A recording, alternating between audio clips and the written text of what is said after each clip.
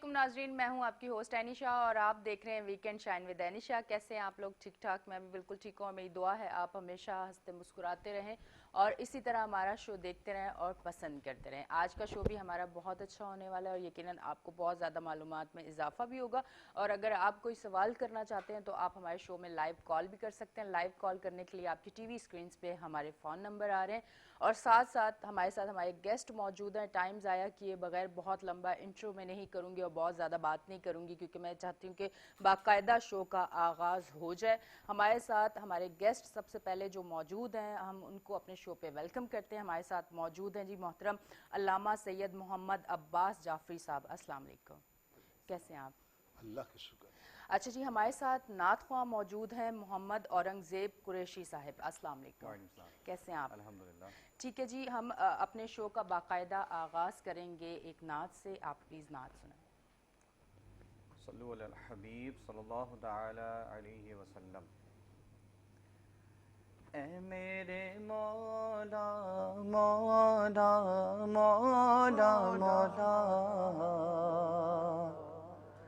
ए मेरे मौला मौला मौला, ए मेरे मौला मौला मौला मौला, ए मेरे मौला मौला मौला। अपना हरम दिखा दे दोनों जहां के मालिक, अपना हरम दिखा दे दोनों जहां के मालिक। किस्मत मेरी चमका दे, किस्मत मेरी चमका दे दोनों जहां के मालिक।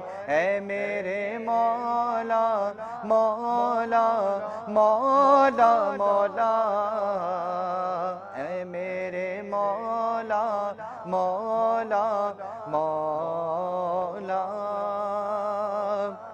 मक्के की आरज़ू है तैबा की जुस्तजू है, मक्के की आरज़ू है तैबा की जुस्तजू है। एक बार ही दिखा दे रमज़ान में दिखा दे, इसी साल ही दिखा दे दोनों जहां के मालिक। ऐ मेरे मौला मौला मौला मौला, ऐ मेरे मौला मौला मौला।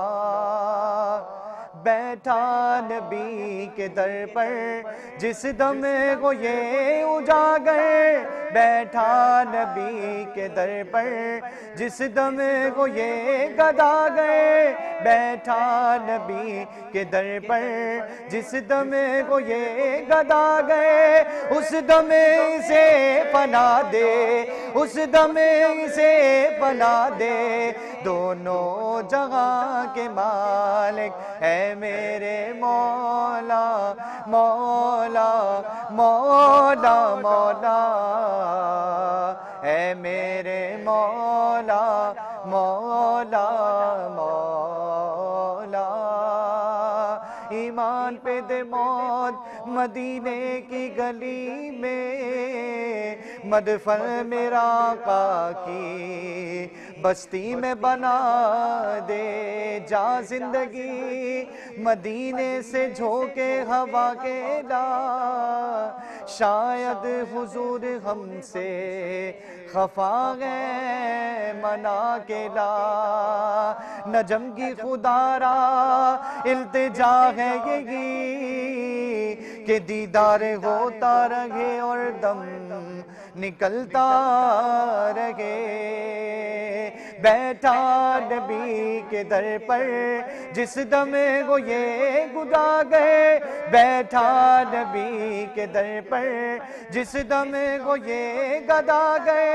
उस दम से पना दे, उस दम से पना दे दोनों जहां के मालिक। ऐ मेरे मौला मौला मौला मौला, ऐ मेरे मौला مولا مولا.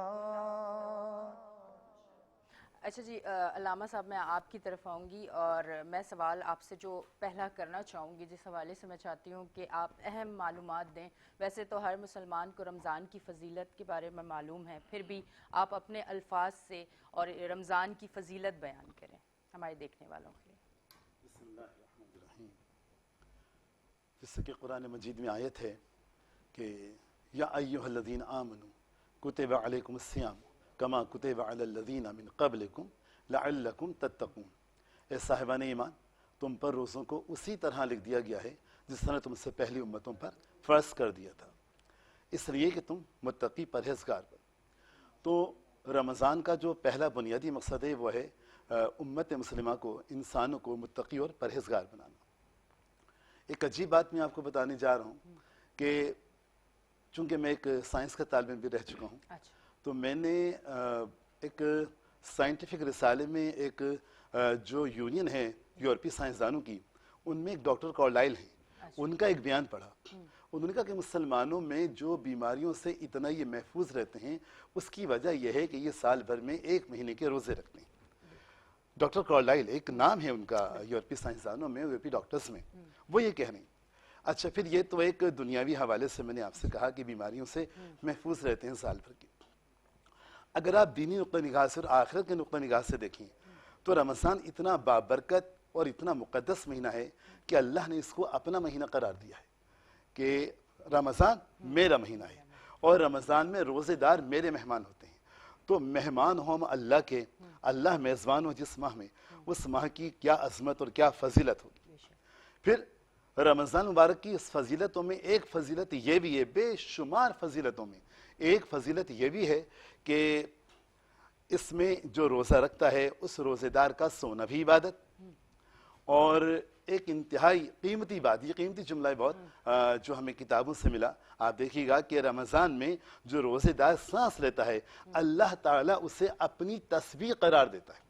یعنی سانس لینا، سانس کا آنا جانا، یہ پروردگار عالم کی تسبیح شمار کیا جا رہا ہے کہ بندہ جو ہے یعنی سائم جو ہے روزہ رکھنے والا، وہ اپنے پروردگار عالم کی تسبیح کر رہا ہے. سانس نہیں کہہ رہا اللہ، نہیں کہہ رہا اللہ اکبر، لیکن جو سانس لے رہا ہے وہ تسبیح شمار ہو رہی ہے.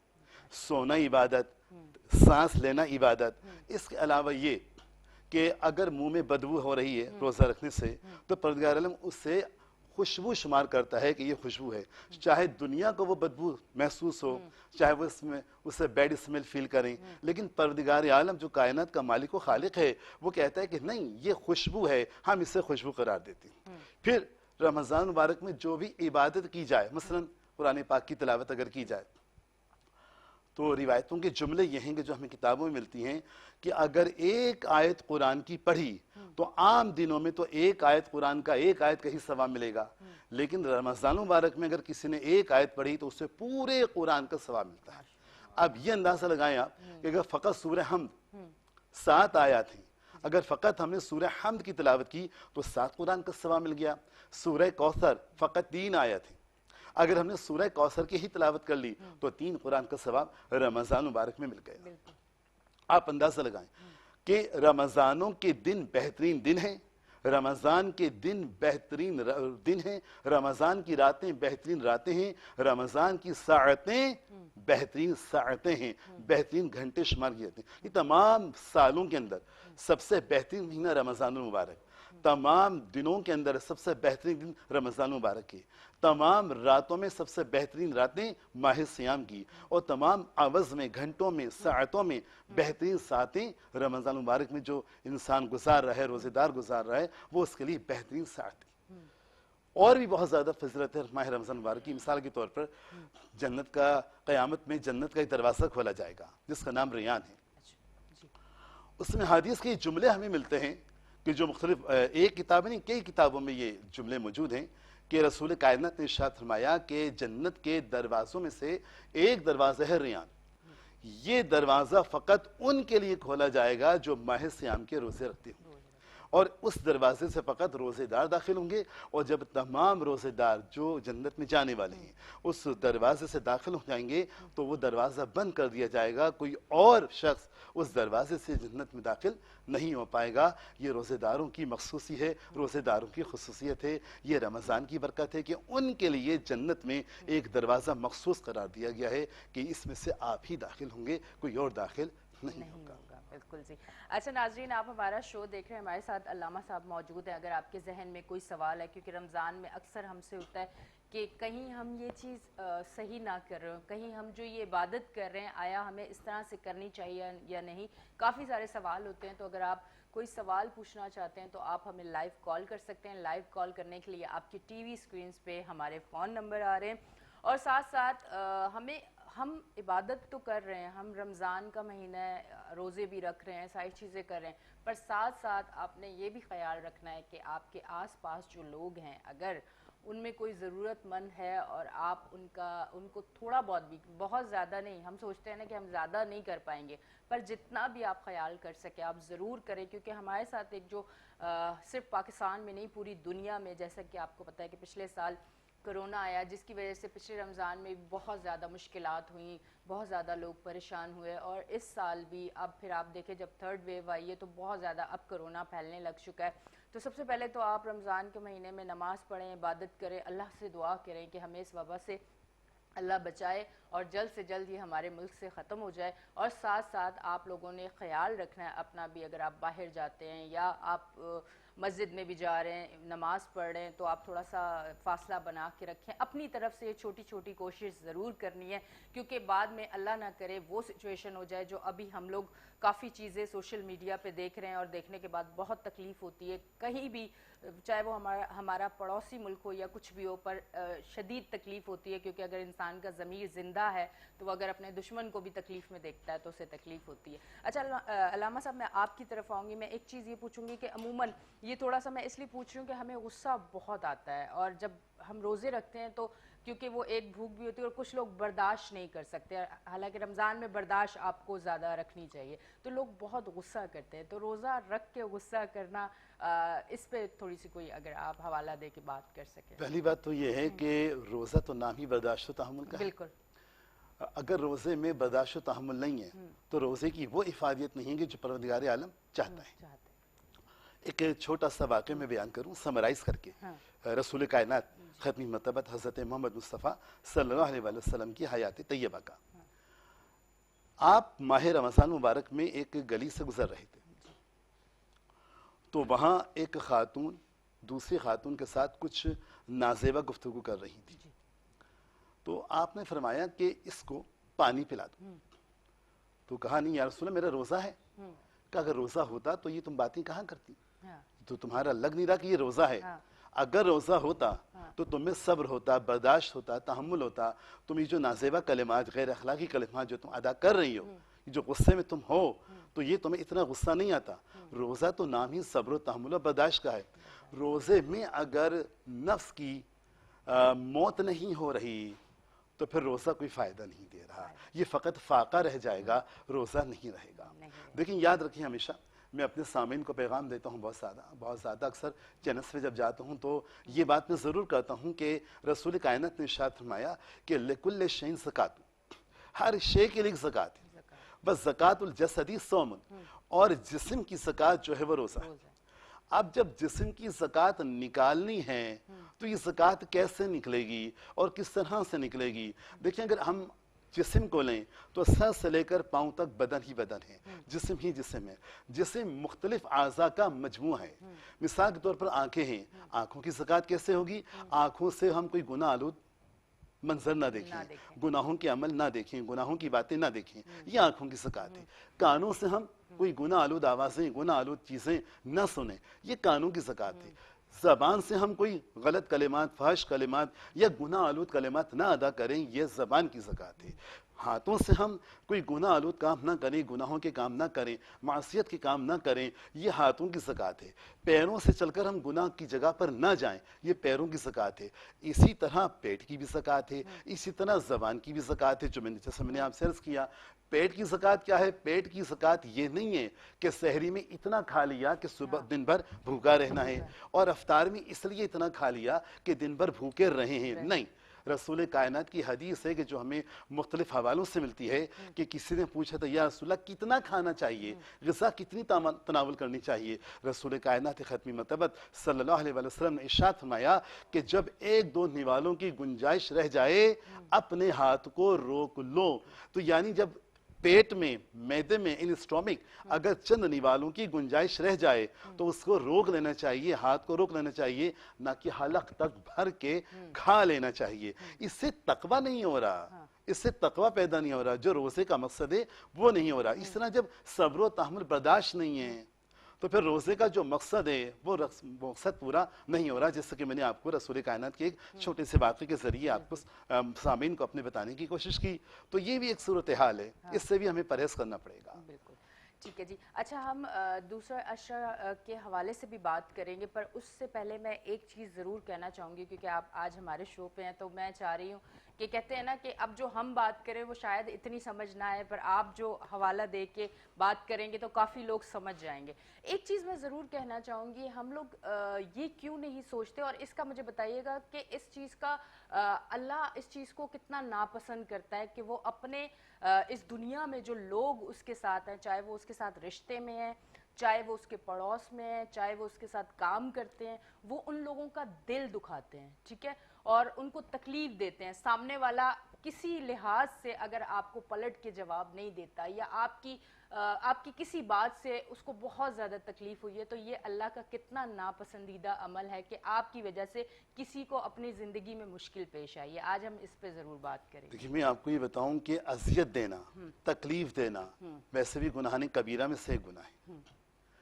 ایک بات تو یہ، ایک اس ضمن میں مجھے ایک چھوٹا سا واقعہ یاد آیا کہ رسول کائنات ختمی مرتبت حضرت محمد مصطفیٰ صلی اللہ علیہ وسلم ایک مرتبہ خانہ کعبہ کا طواف فرما رہے تھے۔ طواف کرتے کرتے آپ یہ دیکھیے گا کہ منظر کیا ہوا ہے کہ طواف کرتے کرتے آپ سرکار صلی اللہ علیہ وسلم نے ایک مرتبہ کعبے کی طرف نگاہ کی، رک گئے، رکنے کے بعد نگاہ کی اور اپنے انگلی مبارک کو اٹھا کر کہا، اے کعبہ میں جانتا ہوں کہ تو بہت مقدس ہے، بہت مقدس ہے، مگر تجھ سے زیادہ جو عزت ہے وہ ایک مومن کے دل کی ہے۔ تو اس سے زیادہ جو، یعنی اب یہ میرے الفاظ ہیں، تو اس سے زیادہ جو قیمتی ہے، کعبے سے زیادہ جو فضیلت رکھتا ہے وہ ایک مومن کا دل رکھتا ہے۔ اب آپ اندازہ لگائیں کہ مومن، ایک مسلمان کی دل کو دکھانا کس کو اذیت دی ہے، کس کو تکلیف دی ہے؟ مسلمان وہ ہے کہ جس کے ہاتھ اور زبان سے دوسرا مسلمان محفوظ رہے۔ اگر بہت قیمتی جملہ ہے یہ والا کہ مسلمان وہ ہے کہ جس کے ہاتھ اور زبان سے دوسرا مسلمان محفوظ رہے۔ اگر ہاتھ اور زبان سے، کسی مسلمان کے ہاتھ اور زبان سے دوسرا مسلمان محفوظ نہیں ہے تو کیا اس پر مسلمان ہونے کا اطلاق اس حدیث کی روشنی میں ہو رہا ہے؟ یہ ہمیں اور آپ کو مل کر سوچنا چاہیے کہ اگر ہم مسلمان ہونے کا دعویٰ کرتے ہیں تو ہمیں رسول کائنات کے بتائے ہوئے ہر حکم پر اسی طرح عمل کرنا ہوگا جسے سرکار رسالت مآب چاہتے ہیں، تاکہ ہم قیامت میں جب ان کا سامنا کریں تو شرمندگی اور ندامت سے نہ کریں، بلکہ سرخرو ہو کر بڑے فخر سے ہم ان کا سامنا کریں کہ یا رسول اللہ صلی اللہ علیہ وسلم، میں آپ کا امتی ہوں اور جو آپ نے ارشادات فرمائے ویسے میں اپنی زندگی دنیا میں گزار کر آیا ہوں۔ کسی کو اذیت دینا، کسی کو تکلیف پہنچانا، کسی کو دل توڑنا، چاہے وہ کافر ہی کیوں نہ ہو، یہ گناہوں میں شمار ہوتا ہے، لہٰذا اس سے پرہیز کرنا چاہیے۔ ٹھیک ہے جی، بہت بہت شکریہ، اور ساتھ ساتھ آپ سے بات ہوتی رہے گی، اور بھی کافی سارے سوال ہیں، پر اب ایک چھوٹا سا بریک آ گیا، پر بریک ہم لیں گے آپ کی نعت کے ساتھ، اسی پہ ہم بریک پہ جائیں گے۔ کہ میں ہی نہیں ان پر قربان زمانہ ہے، یہ کہ میں ہی نہیں ان پر قربان زمانہ ہے، جو رب دو عالم کا محبوب یگانہ ہے جو رب دو عالم کا محبوب یگانہ ہے. قلب سے ہمیں جس نے خود پار لگانا ہے, کلے پل سے ہمیں جس نے خود پار لگانا ہے, زہرا کے وہ بابا ہیں, حسنین کے نانا ہے, زہرا کے وہ بابا ہیں, بابا حسنین کے نانا ہے.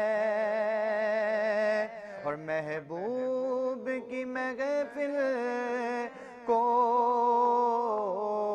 محبوب سجاتے ہیں, محبوب کی محفل کو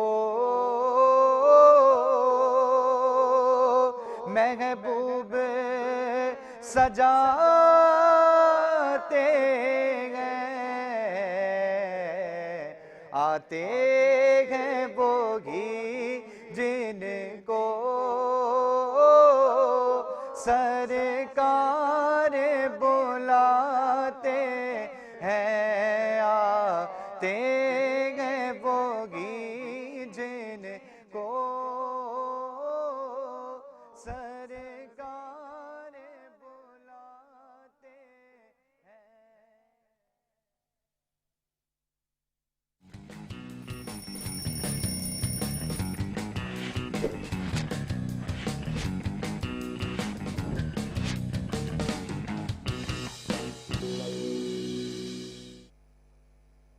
ویلکم بیک جی ناظرین, ہم بریک سے واپس آ گئے ہیں اور آپ دیکھ رہے ہیں ہمارا شو ویکینڈ شائن ود انیشا. اور ہمارے شو میں آپ اگر لائیو کال کرنا چاہیں, آپ کے ذہن میں اگر کوئی سوال ہو, جس طرح سے میرے ذہن میں کافی سارے سوال ہیں جو میں لائیو ٹائم ملا تو میری کوشش ہے کہ میں شو میں ہی پوچھ لوں, پر اگر شو میں نہ مل سکا ٹائم, کیونکہ آپ کو پتہ ہے کہ ٹائم کی تھوڑی کمی ہوتی ہے, تو میں شو کے بعد علامہ صاحب سے ضرور پوچھوں گی, کیونکہ چند چیزیں ایسی ہوتی ہیں ہم مطلب میں چند الفاظوں میں ضرور جواب لینا چاہوں گی. بچے کی طرف جاؤں گی, ہمارے دوسرے گیسٹ بھی ہیں, پر میں سوال کر کے پھر جاؤں گی, پھر میں علامہ صاحب سے جواب لوں گی. کہ مجھے ایک ہمیشہ سے رمضان میں یہ چیز رہتی تھی کہ مجھے افطار کی تیاری بھی کرنی ہوتی ہے, مجھے گھر کو بھی دیکھنا ہوتا ہے, مجھے جاب کو بھی دیکھنا ہوتا ہے, پھر مجھے افطار کے بعد بھی بہت سارے کام کرنے ہوتے ہیں, تو میں اس طرح سے عبادت نہیں کر سکتی. اور میرے دل میں ہمیشہ یہ ملال رہتا ہے کہ میں اس طرح عبادت نہیں کر سکتی, یہ رمضان کا پورا مہینہ جو ہے جس طرح میں چاہتی تھی اس طرح عبادت نہیں کر سکتی. تو ایسی کون سی عبادت ہے جو میں کروں اور وہ جو مطلب سارا دن کی عبادت ہے وہ ساری چیزیں مجھے مل جائیں؟ یہ سوال میں علامہ صاحب سے کر کے میں اس طرف جا رہی ہوں. بچے ہمارے ساتھ ایک بچہ موجود ہے جو کہ نعت پڑھے گا, پر ابھی نہیں, بریک پہ جب ہم جائیں گے. اس سے پہلے ان کا نام ہے زین نبی. السلام علیکم, کیسے ہو آپ؟ ٹھیک ہو آپ؟ ابھی آپ سے نعت سنتے پر سوال کا ہم پہلے جواب لے لیں. جی علامہ صاحب, پھر ہم دوسرے اشرے کا بھی آپ سے سوال کرنا ہے. اصل میں ٹائم کی کمی ہے تو میں چاہ رہی ہوں زیادہ سے زیادہ آپ کو سنوں, کیونکہ میں تو بولتی رہتی ہوں شو پہ, پر آج آپ کو سننا ہے. بسم اللہ الرحمن الرحیم. آپ نے بہت اچھا سوال کیا اور اپنے اوپر رکھ کر اصل میں ساری خواتین کے لیے آپ نے سوال کیا ہے. اچھی بات ہے کہ اپنی ساتھ پہ رکھ کے آپ نے سب کے لیے ایک نمائندگی کرنے کی کوشش کی. بات یہ ہے کہ دیکھیں, خواتین کے لیے گھر کا کام کرنا بھی عبادت ہے. عام دنوں میں بھی عبادت ہے, تو ویسے بھی رمضان مبارک میں تو زیادہ, ماہ سیام میں تو اور زیادہ عبادت ہے. اچھا, یہ بات کہ ہم اپنی عبادتیں کیسے کریں, کیا کریں, دیکھیں بات یہ ہے کہ گھر کے جو مرد ہیں وہ گھر کے کام سے مستثنی نہیں ہوتے. گھر کے مردوں کو بھی چاہیے کہ وہ خواتین کے ساتھ کام کروائیں. ہمارے پاس انبیاء کی مثالیں موجود ہیں, ہمارے پاس اوصیاء کی مثالیں موجود ہیں. خود مولائے کائنات حضرت علی علیہ السلام اپنے گھر میں شہزادی کونین حضرت فاطمہ زہرا سلام اللہ علیہا کے ساتھ مل کر گھر کا کام کروایا کرتے تھے۔ میں نے یہاں تک روایتیں دیکھی ہیں کہ حضرت علی علیہ السلام برتن بھی دھوتے تھے، گھر کی جھاڑو بھی دیتے تھے، اور اس شہزادی کے ساتھ مل کر گھر کے تمام کاموں میں ان کا ہاتھ بھی بٹایا کرتے تھے۔ اور یہی صورتحال رسول کائنات ختم مرتبت کی تھی کہ گھر میں کام کیا کرتے تھے۔ تو گھر میں کام کرنا کوئی شرمندگی کا باعث نہیں ہے، کوئی کام ایسا نہیں ہے کہ یہ عورتوں کے کام ہے، یہ مردوں کے کام ہے، نہیں، ایسا کچھ نہیں ہے، کام کام ہے۔ اگر کوئی یہ کہے کہ جی کھانا پکانا عورتوں کا کام ہے، تو آپ جائیں ہوٹلوں میں دیکھنے، جا کے بڑے بڑے ریسٹورنٹس میں جا کے دیکھنے، یہ سارا کام کون کر رہے ہیں؟ مرد کر رہے ہیں۔ اگر یہ کام عورتوں کا ہی ہوتا، عورتوں سے مختص ہوتا، تو ان جگہوں پہ، ان اداروں میں مرد کیوں کام کر رہے ہوتے؟ عورتیں شیف ہوتی، عورتیں کام کر رہی ہوتی۔ ایک بات تو یہ۔ دوسری بات یہ ہے کہ دیکھیں، شہزادی کونین حضرت فاطمہ زہرا سلام اللہ علیہا، جو خاتون جنت کے لقب سے بھی مشہور ہیں، گھر میں چکی بھی چلا رہی ہیں، ٹھیک ہے، بچوں کو بھی پال رہی ہیں، اور دیگر گھر کا کام بھی کر رہی ہیں۔ اس کے ساتھ ساتھ جو چکی وہ چلا رہی ہیں، فقط گھر کے لیے اناج نہیں پیس رہی، بلکہ چونکہ حضرت علی کی معاشی کفالت میں ان کی مدد بھی فرما رہی ہیں۔ رسول کائنات کے جو چچا زاد بھائی ہیں، یہ جو داماد ہیں حضرت علی علیہ السلام، یہ باقاعدہ باہر سے اناج لے کر آیا کرتے تھے، اور انہیں گھر میں پیسا جاتا تھا، اس سے کچھ رقم کمائی جاتی تھی جو گھر کے اندر بچوں کے اور اپنی کفالت کے کام آتی تھی۔ تو یہ تو کام تو گھر میں کرنا چاہیے سب کو۔ آپ والی بات، عبادت والی بات، مجھے ایک واقعہ یاد آئے چھوٹا سا، اگر ٹائم کی گنجائش ہو تو سمرائز کر کے فوراً پیش کر دوں وہ، اور اس کے ساتھ ساتھ میں رمضان کے دوسرے عشرے کے حوالے سے بھی فوراً داخل ہو جاؤں گا۔ اس میں آپ کے سوال کی بھی وقت جو ہے اس میں نہیں جائے گا، میں فوراً ماہ رمضان کے دوسرے عشرے میں آ جاؤں گا، اور یہ اس کا فضیلت کچھ بیان کرنے کی کوشش کروں گا۔ کہ آدھی رات کا وقت تھا، حضرت امام حسن مجتبیٰ علیہ السلام سے روایت آئی ہے کتابوں میں کہ آدھی رات کا وقت تھا کہ میرے کانوں میں کسی خاتون کے رونے کی آواز آئی۔ میں ایک دم نیند سے بیدار ہوا کہ یہ کون خاتون ہیں جو ہمارے گھر میں رو رہی ہیں۔ آپ فرماتے ہیں کہ میں کتابوں میں جو واقع ملتا ہے میں اس حوالے سے بیان کر رہا ہوں۔ آپ فرماتے ہیں کہ میں اس آواز کی سمت میں پہنچا، اس ڈائریکشن میں کہ جہاں سے رونے کی آواز آ رہی تھی۔ جب میں اس حجرے میں پہنچا تو میں نے دیکھا کہ میری ماں سیدہ کونین، خاتون جنت، سیدہ نساء العالمین حضرت فاطمہ زہرا بنت رسول، وہ جو ہیں مصلی عبادت پر بیٹھی ہوئی پروردگار عالم کی عبادت کر رہی ہیں، اور سجدے میں زار و قطار رو رہی ہیں۔ جب عبادت میں کچھ وقفہ آیا تو میں نے کہا کہ مادر گرامی، آپ نے دن بھر کام کیا ہے، چکی پیسی ہے، برتن دھوئے ہیں، جھاڑو دی ہے، کھانا پکایا ہے، اور آپ رات کو اس پہر میں تھکن کے عالم میں یہاں پروردگار عالم کے آگے سجدہ ریز سے عبادت کر رہی ہیں، یہ کیا ماجرا ہے؟ تو حضرت فاطمہ زہرا ارشاد فرماتی ہیں کہ بیٹا بات یہ ہے، جو دن بھر میں نے کام کیا وہ حقوق العباد تھے جو مجھ پر فرض تھے، اور اب جو میں عبادت کر رہی ہوں یہ حقوق اللہ ہے جو یہ مجھ پر فرض ہے، میں اللہ کی عبادت کر رہی ہوں۔ یعنی دونوں چیزوں کو ساتھ لے کر چلی، گھر کے کام کو بھی اور عبادت خداوندی کو بھی۔ لیکن اس کا مطلب ہرگز یہ نہیں ہے کہ گھر کے مرد گھر کی خواتین کے ساتھ کام میں ہاتھ نہ بٹائیں، نہیں، ان کو کرنا پڑے گا کام۔ یہ کوئی اس حوالے سے دیکھیں، اگر کسی کو برتری حاصل ہے تو تقوی کی وجہ سے حاصل ہے، نہ کہ مرد اور عورت ہونے کی وجہ سے وہ یہ کہیں کہ نہیں ہم یہ کام نہیں کریں گے، ہم وہ کام، ایسا ہرگز نہیں ہوگا۔ اب رہا رمضان مبارک کا یہ دوسرا عشرہ شروع ہو گیا، جو سے میں نے کہا تھا میں فوراً اس میں داخل ہو جاؤں گا۔ دیکھیں، پہلا عشرہ یقیناً آپ نے اس میں اپنے پروگرام میں بات کی ہوگی، پہلا عشرہ رحمت کا عشرہ ہے، دوسرا عشرہ مغفرت کا عشرہ ہے۔ رسول کائنات سے ایک حدیث وارد ہوئی ہے، ایک واقعہ بھی وارد ہوا ہے کہ رسول کائنات ختمی مرتبت صلی اللہ علیہ وآلہ وسلم اپنی مسجد میں داخل ہوئے، منبر پہ آپ تشریف فرما ہونے لگے۔ جب پہلی سیڑھی پر آپ نے اپنا قدم مبارک رکھا تو آواز دی آمین۔ جب دوسری سیڑھی پر آپ چڑھے تو پھر آپ نے کہا آمین۔ جب تیسری سیڑھی پر آپ تشریف فرما ہوئے، آپ نے قدم اپنا رکھا، پھر کہا آمین۔ اس کے بعد آپ عرش پر جا کر تشریف فرما ہو گئے۔ حضرت کعب صحابی رسول رضی اللہ تعالیٰ عنہ فرماتے ہیں کہ ہم نے رسول کائنات سے پوچھا کہ یا رسول اللہ صلی اللہ علیہ وآلہ وسلم، ہم نے آپ کو کبھی منبر پر چڑھتے ہوئے اس طرح کہتے ہوئے نہیں سنا، آج ایسی کیا خاص بات تھی کہ آپ نے یہ بات کی ہے؟ کا بات یہ ہے کہ جب میں نے پہلی سیڑھی پر قدم رکھا تو جبریل نے کہا کہ ہلاک ہوا وہ شخص کہ جس نے ماہ رمضان المبارک کے روزوں کو پایا اور اپنی مغفرت نہیں کروائی۔ کہا جب میں نے دوسری سیڑھی پر قدم رکھا تو جبریل نے کہا ہلاک ہوا وہ شخص کہ جس کے سامنے آپ کا ذکر ہو، سرکار کا ذکر ہو، اور وہ آپ پر درود نہ بھیجے، وہ بھی ہلاک ہوا۔ کہا جب تیسری سیڑھی پر میں نے قدم رکھا تو جبریل نے کہا کہ ہلاک ہوا وہ شخص کہ جس کے سامنے اس کے والدین حیات تھے اور وہ اپنے والدین سے اپنے لیے مغفرت کی دعا نہیں کروا سکا۔ تو میں نے آمین کہا۔ ان تینوں موقعوں پر میں نے آمین کہا۔ رمضان المبارک کا یہ جو عشرہ ہے یہ مغفرت کا عشرہ ہے، اس میں مغفرت کے لیے دعائیں کرنی چاہیے کہ پروردگار عالم ہماری مغفرت فرما۔ تیسرا عشرہ جو آئے گا وہ جہنم سے نجات کا عشرہ ہوگا۔ یہ تینوں عشرے ماہ سیام کے ہماری زندگی میں بہت اہمیت رکھتے ہیں۔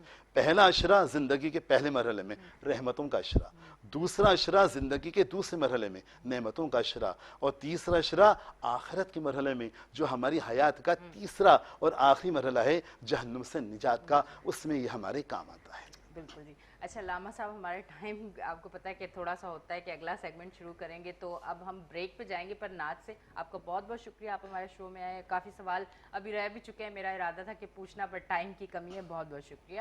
اچھا بیٹا، آپ کی ہم نعت سے بریک پہ جائیں گے، تو آپ نعت پڑھیں۔ ہے سب سے جدا آپ کی یہ شان ختیجہ،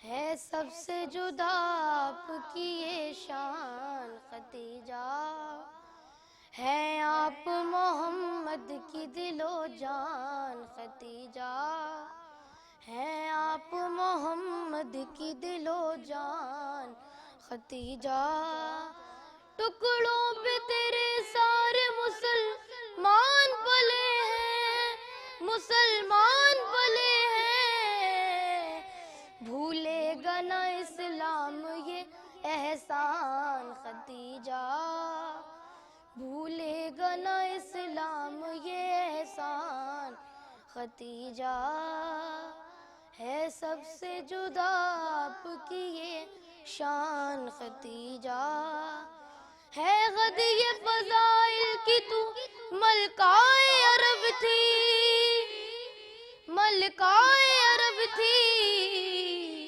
شوہر ہے تیرا دین کا سلطان ختیجہ، شوہر ہے تیرا دین کا سلطان ختیجہ، ہے سب سے جدا آپ کی یہ شان ختیجہ، خود ام ابی حابی نے کہتی ہے مادر، کہتی ہے مادر، کیوں تم پہ فضائل نہ ہو قربان ختیجہ، کیوں تم پہ فضائل نہ ہو قربان ختیجہ، ہے سب سے جدا آپ کی یہ شان ختیجہ، خود اپنی ہی مدحت کے لیے چن لیا مجھ کو، چن لیا مجھ کو،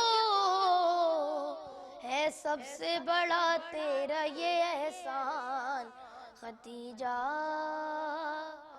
ہے سب سے بڑا تیرا یہ احسان ختیجہ۔